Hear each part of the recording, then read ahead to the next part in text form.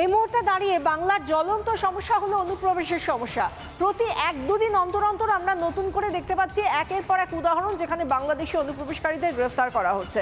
কিন্তু তারই মধ্যে থেকে একটা ভীষণভাবে নজর করার মতো বিষয় হলো রহরা থেকে যেখানে 3 মাস আগে 3 জন বাংলাদেশিকে গ্রেফতার করা হলো, ঠিক সেই লোকসভা কেন্দ্রেই পরে 3 মাস পরে দেখা যাচ্ছে একজনকে গ্রেফতার করা হচ্ছে, সেও বাংলাদেশি অনুপ্রবেশকারী। আর এখান থেকেই প্রশ্ন উঠছে, বাংলার পুলিশ অনুপ্রবেশ আটকাতে আদতে কি করছে?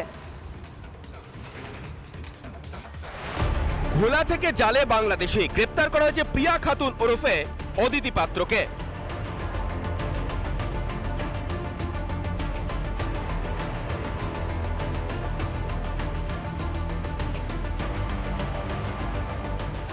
আবাসন রয়েছে আশীর্বাদ অ্যাপার্টমেন্ট, এখান থেকে যখন তাকে প্রথম ডিটেন করা হয় তখন তার ঘরের মধ্যে ঢুকে পুলিশ কর্মীরা কার্যত চক্ষু চড়কগাছ হয়ে গেছিল। যে এলাকায় ফ্ল্যাট সেটি পরে দমদম লোকসভা কেন্দ্রের অন্তর্গত পানিহাটি বিধানসভার মধ্যে। এতেই ফের প্রশ্ন উঠে যাচ্ছে মমতার পুলিশের ভূমিকা নিয়ে, কারণ 3 মাস আগে এই লোকসভারই রহরা বিধানসভার মধ্যে ধরা পড়েছিল 3 বাংলাদেশি। সেবার মজনু গাজী, মোহাম্মদ কামাল শেখ ওরফে ইদ্রিস আলী ও মেহেদি হাসান নামে 3 বাংলাদেশিকে গ্রেফতার করেছিল পুলিশ। এবার পানিহাটি বিধানসভা এলাকা থেকে ফের বাংলাদেশি জালে।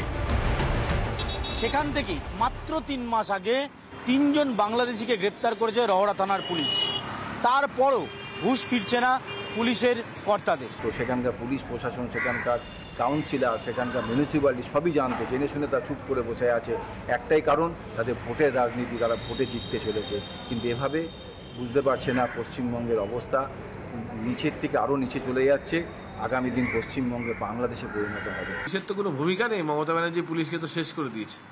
দলদাস থেকে ধরে যা যা খারাপ কাজ সবটা পুলিশের হাত ধরেই হচ্ছে। আর স্বাভাবিক পুলিশ নিজের যা কাজ করা সেই কাজটা তো করতে পারছে না, করছেও না। পরিচয় বদলে দীর্ঘ 5 বছর ধরে ঘোলায় ঘাঁটি গেড়েছিল প্রিয়া খাতুন ওরফে অদিতি পাত্র। তার ফ্ল্যাট থেকে মিলেছে ভুয়ো ভোটার, আধার সহ একাধিক নথি। এখন পুলিশি হেফাজতে চলছে জেরা। গত মার্চে এই আবাসনে ফ্ল্যাট ভাড়া নেয় প্রিয়া ওরফে অদিতি। আবাসনের প্রমোটারের সঙ্গে যোগাযোগ করেছিল রিপাবলিক বাংলা, তিনি শটান, তাই এড়িয়ে গেলেন।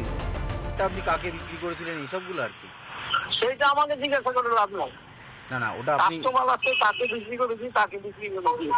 হ্যাঁ, মানে যাকে বিক্রি করেছেন তাকে কত? পেছনে পুলিশের ব্যর্থতার অভিযোগ তুলছে বিভিন্ন রাজনৈতিক দলের নেতারা। সাধারণ মানুষ বলছেন পুলিশকে আরো সক্রিয় হতে হবে। তাই রহরাতে যখন 3 জন বাংলাদেশিকে ধরা হচ্ছে, তখন পানিহাটিতে পুলিশের তৎপরতা বাড়লে এই বাংলাদেশিকে আরও আগে ধরা যেত, এমনটাই মনে করছেন স্থানীয়রা। ক্যামেরা দীপঙ্কর কাঞ্জিলালের সাথে অনুপম পাত্র, রিপাবলিক বাংলা, পানিহাটি, উত্তর 24 পরগনা। নানা ধরনের কন্টেন্ট দেখার জন্য লাইক করুন, শেয়ার করুন আমাদের ফেসবুক পেজ, সাবস্ক্রাইব করুন আমাদের ইউটিউব চ্যানেল। পাশাপাশি অন্যান্য ব্রেকিং নিউজের জন্য অবশ্যই চোখ রাখুন রিপাবলিক বাংলায়।